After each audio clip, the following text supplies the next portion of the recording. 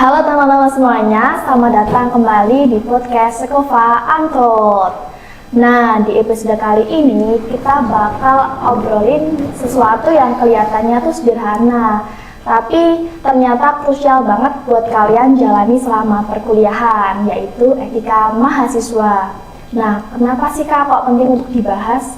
Karena kalian nantinya akan jadi calon pendidik, di mana calon pendidik itu dari cara bersikap, berkomunikasi, berorganisasi, dan semua itu akan menjadi bekal karakter kalian di masa depan.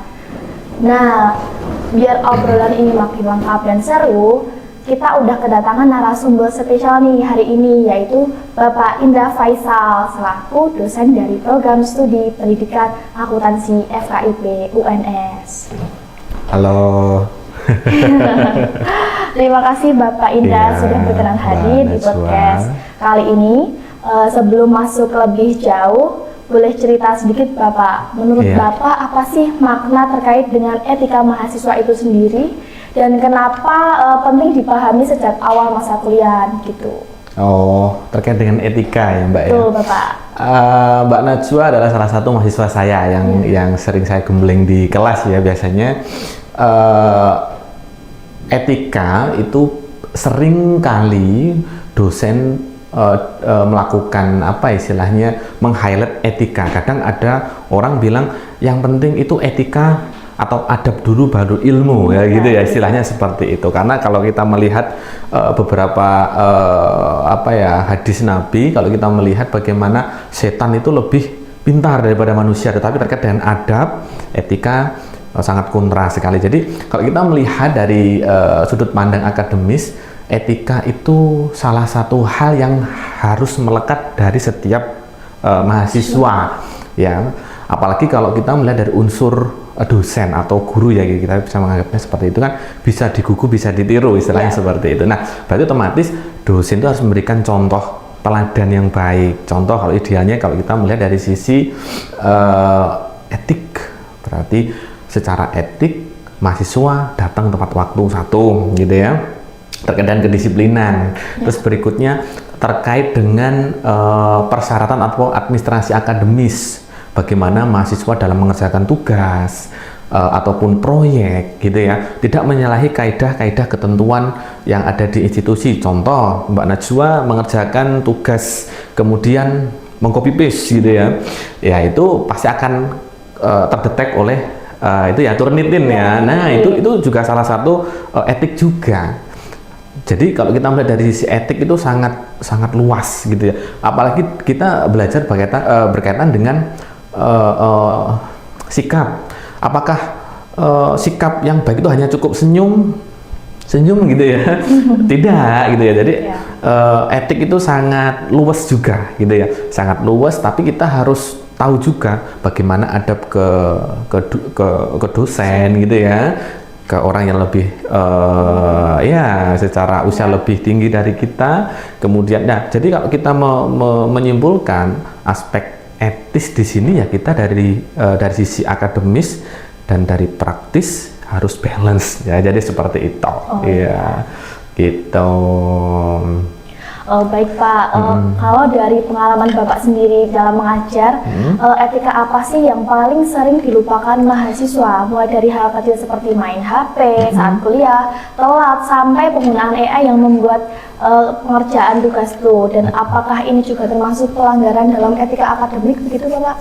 Jadi begini, kalau saya melihat kita memposisikan diri sebagai mahasiswa, sebenarnya hak daripada mahasiswa itu kan ya kita mendapatkan ilmu gitu ya, tetapi ada beberapa dosen itu mengharuskan agar mahasiswa tepat waktu. Kalau tidak tepat waktu maka nanti dapat hukuman, atau yang paling lumayan agak disiplin adalah tidak boleh masuk kelas gitu ya. Nah itu juga salah satu beberapa cara untuk mendisiplinkan, tetapi sejatinya kalau dari perspektif saya, mahasiswa tetap harus mendapatkan hak ilmu, hak informasi ya. Kemudian kalau kita melihat dari si AI gitu ya, AI artificial intelligence, apakah boleh? Boleh. Kalau saya justru lebih ke bagaimana kita mengolah AI itu dengan baik. Jadi tadi saya juga bertemu dengan mahasiswa juga ya, bertanya terkait dengan AI. Bagaimana Pak AI? Ya silahkan saja. Ya, jadi AI itu saya bisa menganalogikan seperti pupuk gitu ya. AI seperti pupuk adalah apabila kita terbiasa menggunakan. Ada satu hal gitu ya, kita langsung pakai AI, biasanya Mbak Najwa pakai apa? Gemini atau ChatGPT atau? Iya, sekarang tuh baru-baru ini pakainya Claude. Claude ya, oke. Itu lebih kompleks ya. Ya. Kalau kita terbiasa ngobrol dengan AI, kita menjadi orang yang cuek. Ya. Karena sifatnya AI itu ada diksinya, ada suatu hal yang bikin kita kecanduan, ya. candu. Akhirnya kita jadi orang yang ya kurang berempati ya. Biasanya seperti itu memang, karena kita sudah asik dengan dunia kita. Ya tadi kalau terlalu banyak juga tidak baik. Tapi kalau nggak ada, ya kita kurang. Berarti kita kurang apa? Kurang adaptif. Ya kan, kita kurang adaptif dengan perkembangan zaman. Terus batasannya seperti apa Pak? Kan gitu ya pertanyaannya. Ya batasannya selama kita menggunakan OI kita, ya original intelligence kita sudah mentok, baru kita pakai AI. Idealnya seperti itu.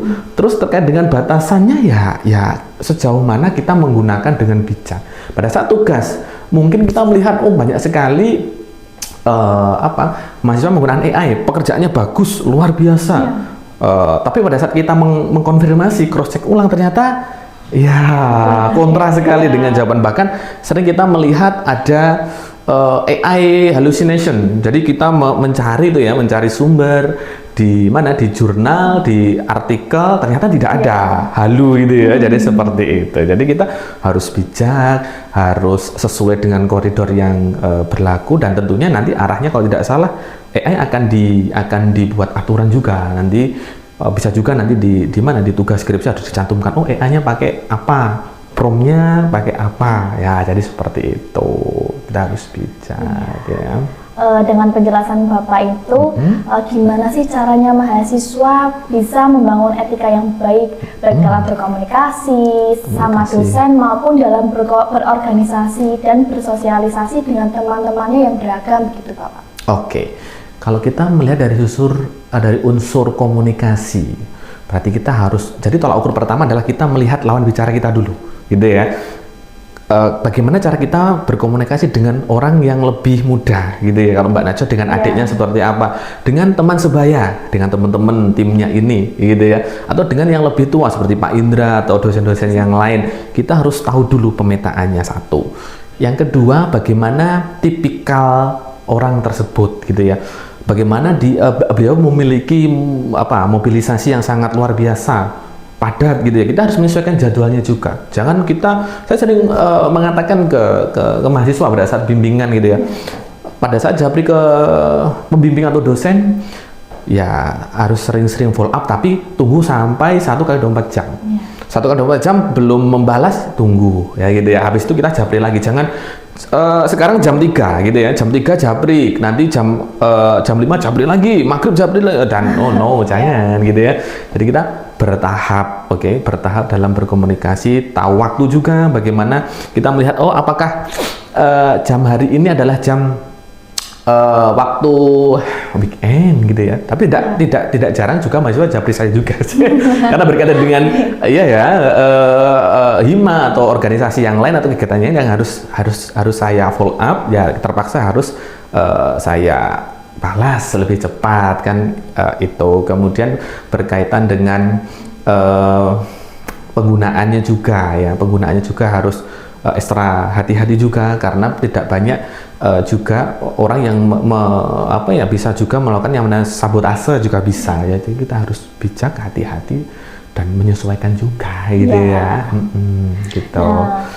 Last but not least, kira-kira ada nggak sih Pak 3 pesan penting buat mahasiswa baru supaya mereka tuh bisa sukses menjalani perkuliahan, dan tentunya apa harapan Pak Indra untuk para mahasiswa khususnya untuk mahasiswa baru pendidikan akuntansi FKIP untuk kedepannya?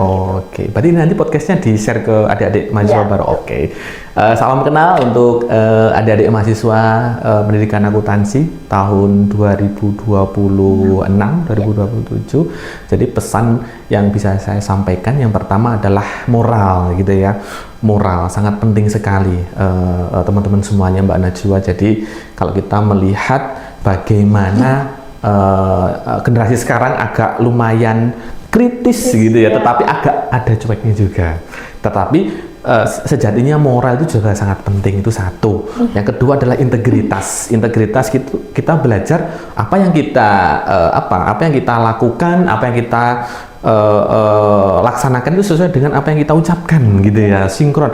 Yang ketiga adalah yang paling penting, kita itu tahu ke depan itu seperti apa arahnya. Contoh, kalau kita melihat beberapa hari ini ya, dengan banyaknya dinamika perubahan zaman yang semakin kompleks, masalah yang semakin beragam, berarti kita menuntut agar lebih adaptif ya, tentunya lebih cepat menyesuaikan. Kita melihat peluang ke depan, kira-kira dengan saya mengambil pendidikan akuntansi ini adalah salah satu solusi praktis nanti ke depan itu bisa ya paling tidak penyerapan 8% bisa cepat gitu, salah satunya seperti itu.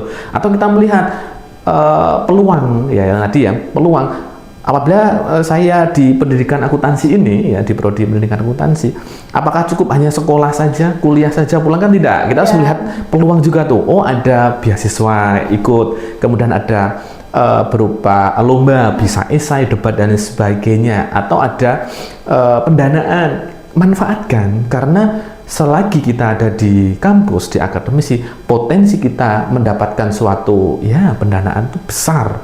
Oke, dan kita juga harus melihat peluang. Teman-teman melihat setelah saya men-share beberapa info beasiswa, baru teman-teman mahasiswa itu memfollow up gitu ya. Nah itu, jadi teman-teman mahasiswa harus kritis juga melihat peluang gitu ya. Kalau di zaman saya agak terbatas ya dulu beasiswa, tidak se-open seperti sekarang gitu ya, tidak se-open seperti sekarang. Jadi pentingnya pentingnya kita memiliki moral, kemudian tidak lupa juga kita juga memiliki integritas, dan tentunya mampu membaca peluang ke depan seperti apa gitu ya. Terus kemudian tadi apa tadi? Saya lupa tadi pertanyaan apa. Harapan buat mahasiswa. Harapan, ya. Oke. Harapan yang terutama adalah kami berharap prodi pendidikan akuntansi itu adalah salah satu wadah untuk mengeksplor teman-teman mahasiswa agar memiliki kemampuan dalam tidak hanya berkomunikasi saja, tetapi dalam beretika, kemudian bisa membuat progres dari dirinya masing-masing dengan versi terbaiknya masing-masing, bisa mendapatkan prestasi tentunya, dan syukur-syukur nanti kalau sudah lulus bisa memberikan prasasti peninggalan yang baik ya gitu ya. Jadi seperti itu. Ya, wah, obrolan yang benar-benar membuka mata soal betapa pentingnya etika dalam kehidupan perkuliahan kita. Terima kasih banyak Bapak Indra atas ilmu dan insight yang sudah dibagikan pada pagi hari ini. Semoga apa yang kita bahas tadi bisa menjadi pengingat buat kita semua, khususnya teman-teman semua yang baru mulai perjalanan kuliahnya, bahwa etika itu bukan sekedar aturan, tetapi fondasi buat jadi insan akademik yang berintegritas. Sekian dari podcast Kova Anto episode kali ini, sampai jumpa di episode berikutnya. Bye teman semuanya.